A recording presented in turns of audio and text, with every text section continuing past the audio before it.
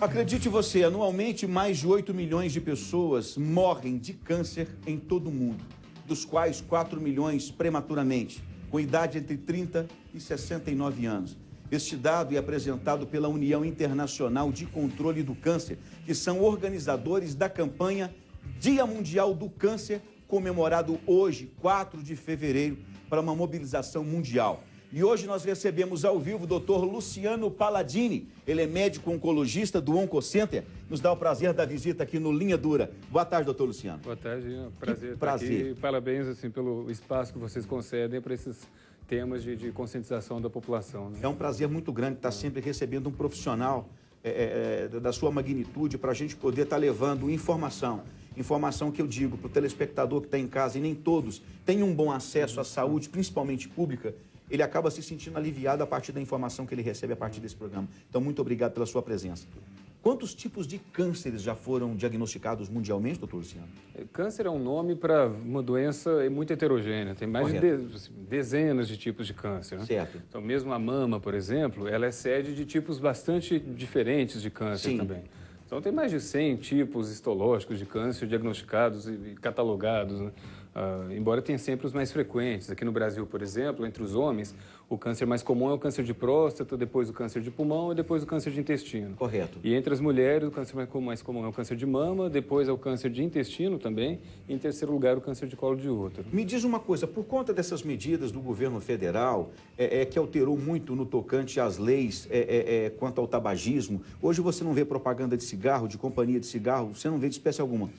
Isso diminuiu a incidência do câncer de pulmão ou ele se mantém conforme dados passados aí de 5, 10 anos? A incidência vem de fato se reduzindo para o câncer de pulmão e para todos os cânceres relacionados ao cigarro. Mas isso, infelizmente, por enquanto, a gente só observa em países com desenvolvimento humano maior. Porque nesses países, por exemplo, na Europa, nos Estados Unidos, essas campanhas de conscientização, de restrição ao hábito do cigarro, elas são mais antigas do que aqui no Brasil. Perfeito. Então, nesses países, nos últimos 10 anos, já se observa uma diminuição na incidência e mortalidade específica por esses tipos de câncer. Perfeitamente. No Brasil, o câncer de pulmão ainda está em aumento, mas o que se observa nas últimas 2 décadas é um aumento com uma velocidade menor do que se vinha observando antes. Correto. Então, existe uma tendência de, talvez em 2, 3 décadas, isso se reverter para uma queda na incidência do câncer de pulmão no Brasil.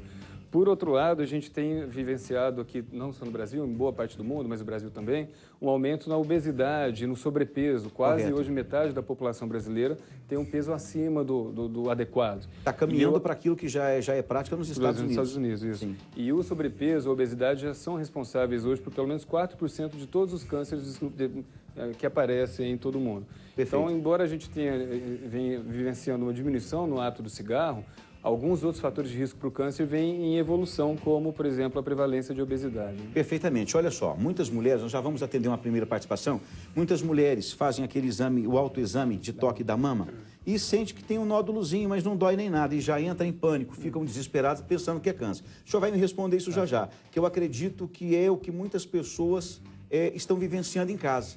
E elas vão poder falar com o senhor ao vivo. Alô, boa tarde. Boa tarde. Falamos com quem? É Edson, da cidade de Tuiutaba. Ô Edson, obrigado pela sua presença. Tem alguma coisa te preocupando nesse aspecto tocante ao câncer, Edson? Pimenta, assim, graças a Deus na minha família, poucos teve essa doença, né? Correto. Mas aqui em Tuiutaba, Pimenta, sabe o que acontece? De repente, era hora do caso do Ministério da Saúde, algum órgão, fazer um trabalho, tipo assim, de pesquisa aqui em Tuiutaba, porque é alto índice. Aqui, posso dizer assim claramente que metade dos óbitos aqui em Tuiutaba é câncer. Se fizer uma pesquisa aqui em Barretos, as pessoas que cuidam de pessoas que tratam lá, falou que é alto índice, que é anormal. Então, de repente, faz uma pesquisa para ver o que pode estar ocasionando. Porque já imaginou se daqui 10 anos descobrir que foi devido à água ou devido a outra coisa? Já poderia estar resolvendo o problema hoje, né? É verdade, Edson. Muito obrigado pela sua presença. Doutor Luciano, uma determinada região do país em relação a outra, ela tem mais probabilidade de desenvolver câncer? Fator climático, questão de água, alimentação influencia? Assim, a gente tem sempre que lembrar que câncer é, de fato, uma doença muito frequente. Sim. Então, a expectativa é de cada 3 pessoas que atingem os 70 anos de idade, uma desenvolva algum tipo de câncer. Sim. Então, o câncer é uma doença presente, está do nosso lado, né? E 15% das mortes no Brasil são por causa do câncer também. Então, essa observação de que o câncer é muito frequente, muita gente vai a óbito, infelizmente, pelo câncer, é uma observação que corresponde ao que a gente observa em todo o Brasil e em todo o mundo.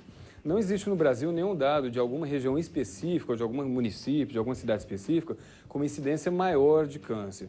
O que existe com relação a essa exposição ambiental, por exemplo, em Paulínia, existe a Replan, que é uma refinaria da Petrobras muito grande lá, existia um trabalho grande da Unicamp avaliando a incidência de câncer na região ali de Campinas e, de fato, os moradores de Paulínia, eles tinham uma frequência, uma incidência um pouco aumentada de alguns tipos de leucemia, de síndrome mielodysplásica, que é uma doença que pode evoluir para alguns tipos de leucemia também.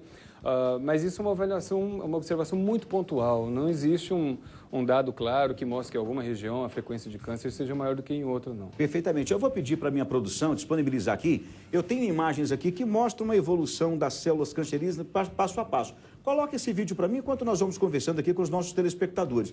Temos participação ao vivo. Alô, boa tarde. Alô, boa tarde. Falamos com quem? Francisco. Francisco, você fala de onde?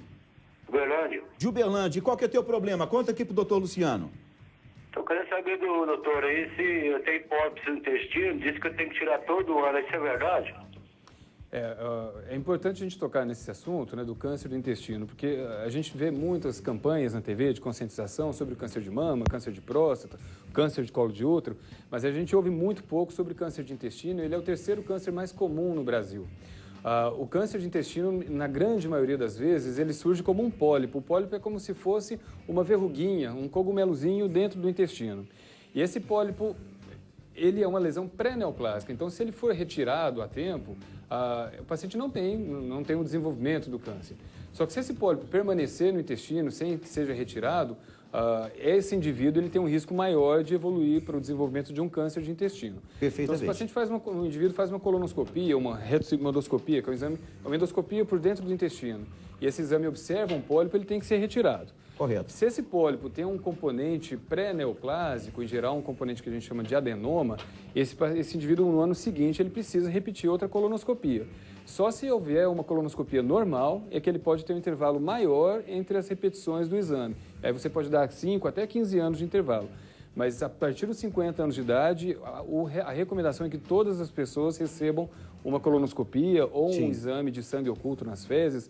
É um exame de fezes simples que observa a presença de sangue, se há presença ou não, e isso pode indicar a presença já de algum câncer de intestino. Então, esse exame de rastreamento é importante que seja feito em todas as pessoas com 50 anos de idade ou mais. Se há um pólipo, esse pólipo é retirado e no ano seguinte ele precisa repetir a colonoscopia de fato. Perfeitamente. Vamos a mais uma participação. Alô, boa tarde. Alô? Falamos com quem? Com a Cida Zambuja. Ô, Cida, você fala de onde? Aqui eu tava, Pimenta. Ô, Cida, prazer estar te recebendo ao vivo aqui no programa Linha Dura. Qual que é teu problema? Conta aqui pro doutor Luciano. Ô, doutor Luciano, todo dia eu assisto o programa do Pimenta. E vocês falando em câncer hoje, o que é que faz dar um câncer na cabeça da gente? É chamado mioma glauma talâmico. Os gliomas de cérebro são tumores muito raros, né? O tumor de cérebro é um tumor, infelizmente, muito letal, tem uma taxa de mortalidade muito alta, mas é um tumor bem raro. Não existe um fator de risco bem determinado para boa parte dos tipos de câncer. A estimativa é que mais ou menos só 20 a 30% de todos os cânceres tenham relação com algum fator de risco conhecido. Correto. Então, 70% de todos os cânceres que aparecem, a gente não tem como determinar o fator de risco que tenha aumentado a chance, pelo menos, daquele câncer aparecer. Isso é muito comum em câncer de cérebro. O câncer de cérebro não tem um fator de risco bem determinado. Então, não tem uma relação com exposição alimentar, ambiental, não tem relação com cigarro definida. Então, é a questão da sorte ou azar mesmo. Não há um fator de risco, como ela mencionou, então, para o tipo de câncer que ela descreveu, que é um glioma de cérebro. Perfeitamente. Hoje, 4 de fevereiro de 2015, comemora-se o Dia Mundial de Prevenção e Combate ao Câncer. Uma campanha mundial para sensibilizar as pessoas quanto à importância de buscar ajuda. Ainda existe, por conta do câncer, aquela premissa de não fazer um exame, de não buscar ajuda médica por medo. Tipo, aquele aluno que não estava com uma média legal durante o ano e fala, nossa, eu estou com medo de pegar meu boletim. É aquele camarada que sabe que ele cometeu uma série de infrações de trânsito e ele fala, nossa, eu estou até com medo de pesquisar do tanto de multa que vai ter. Tem esse tipo também, ainda é frequente esse comportamento. Eu não vou fazer um exame, não vou procurar um médico porque eu tenho até medo do que vai dar. Infelizmente. E aí descobre tardiamente e aí é tarde. Tardiamente. É comum mesmo. Felizmente, isso tem sido cada vez menos comum. Que bom. 20 anos atrás, 15 anos atrás, era mais comum as pessoas já terem a percepção de que alguma coisa não ia bem com o corpo e demorar, de fato, a procurar o atendimento por medo. Às vezes medo de receber o diagnóstico ou medo de qual tratamento ser indicado para aquele diagnóstico. Sim. Às vezes medo de uma amputação ou medo de uma cirurgia muito agressiva. Hoje isso é menos comum, mas ainda existe. Olha O que só. as pessoas precisam saber é que para vários tipos de câncer, cada vez mais, nessas últimas décadas, os tratamentos têm avançado para ser menos invasivos e menos agressivos. Sim. Por relação ao câncer de mama. Há 30 anos atrás, a cirurgia mais comum, de longe, para o câncer de mama era uma mastectomia, era uma cirurgia de tirar toda a mama. Hoje a gente sabe que fazer uma cirurgia que tire todo o tumor, mas se você consegue preservar a mama, isso tem a mesma chance de cura do que fazer uma cirurgia que tire toda a mama.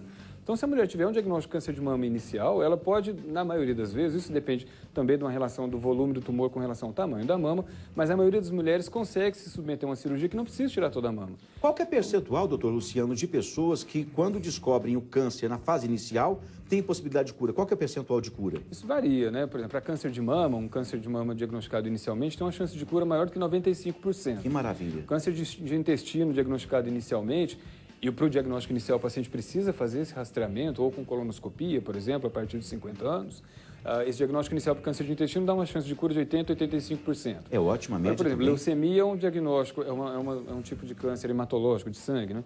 Que infelizmente a evolução é muito rápida, então o diagnóstico, em geral, é um diagnóstico que vem poucos dias depois dos primeiros sintomas, às vezes até poucas horas depois dos primeiros sintomas, e já mesmo precocemente diagnosticado com relação ao tempo de evolução da doença, já tem chances de cura menores, né? Depende do tipo de leucemia, da idade do paciente. Mas, em geral, os cânceres diagnosticados precocemente têm chance de cura maior do que 80% a 85%. Maravilha. Então, vale a pena você de casa procurar o médico oncologista da sua confiança, se submeter a uma série de exames que vão te dar base para você diagnosticar o quanto antes se você tem o problema. Se tem o problema, você está vendo que a incidência de cura ela é muito alta, passa aí dos 85%, 90%, dependendo dos casos. E aí você vai ter um resto de vida aí com muita qualidade de vida, sem ficar aí perdendo o teu sono, perdendo a tua qualidade de vida. Doutor Luciano, muito obrigado pela sua presença ao vivo.